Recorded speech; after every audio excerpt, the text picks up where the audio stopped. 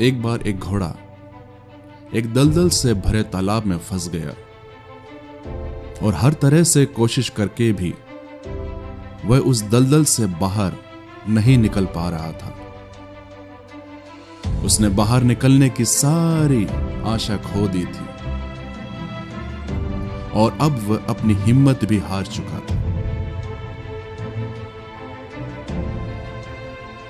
लेकिन कुछ समय के बाद वहां से कुछ गांव वाले गुजर रहे थे तो उन्होंने उस घोड़े को वहां फंसा हुआ पाया।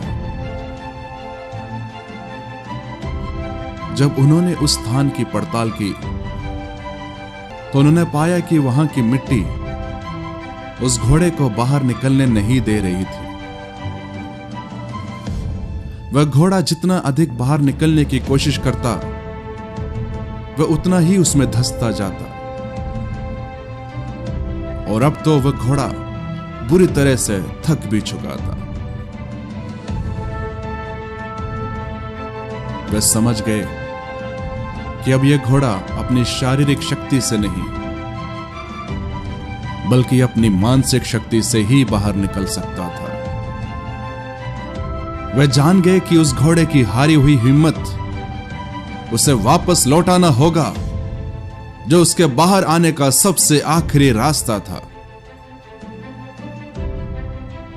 मिट्टी को हाथों में लेकर उसकी जांच पड़ताल करने के बाद उस ग्रामीण के मन में एक विचार आया। उसने अपने दोस्तों से कहा, मेरे पास एक योजना है और उम्मीद करता हूं कि यह काम करेगा। वह अपने गांव में वापस गया और वहां से घोड़ों के एक झुंड को लेकर इस घोड़े के पास पहुंचा और उस दलदल के तालाब के चारों तरफ उन घोड़ों को लेकर चक्कर लगवाने लगा। वह ऐसा इसलिए कर रहा था कि किसी तरह से उस फंसे हुए घोड़े को मानसिक रूप से उस दलदल से बाहर आने के लिए प्रेरित करे। और जब उस घोड़े ने अपने साथियों को उस तालाब के चारों ओर चक्कर लगाते हुए देखा तब उसने मानसिक रूप से निर्णय लिया कि वह एक आखिरी कोशिश करके देखेगा। फिर वह अपनी बची हुई पूरी ताकत को बटोर कर उठ खड़ा हुआ। तब उसने पाया कि उसमें एक नई ऊर्जा, एक नई शक्ति आ चुकी है।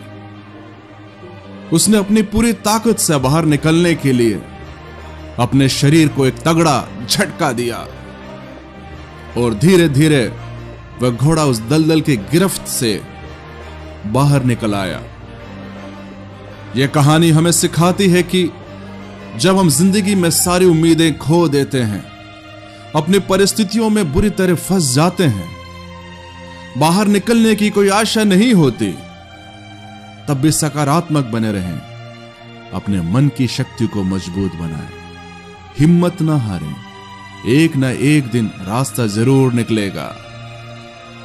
साथ ही साथ जब आप किसी ऐसे व्यक्ति को देखें जिसे मदद की जरूरत है, जो निराशा और नकारात्मकता के दलदल में फंसा हुआ है, तो उसकी मदद करने के लिए अपनी तरफ से पूरी कोशिश करें। आपके विचार, आपकी मदद, आपका बढ़ाया हुआ एक हाथ किसी की जान बचा सकता है, किसी में उम्मीद की नई किरण जगा सकता है।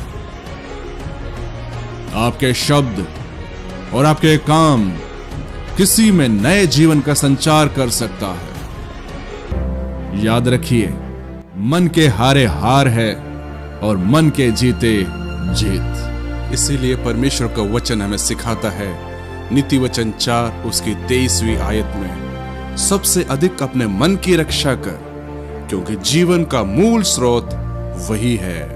प्रभु आपको आशीष दे। God bless you.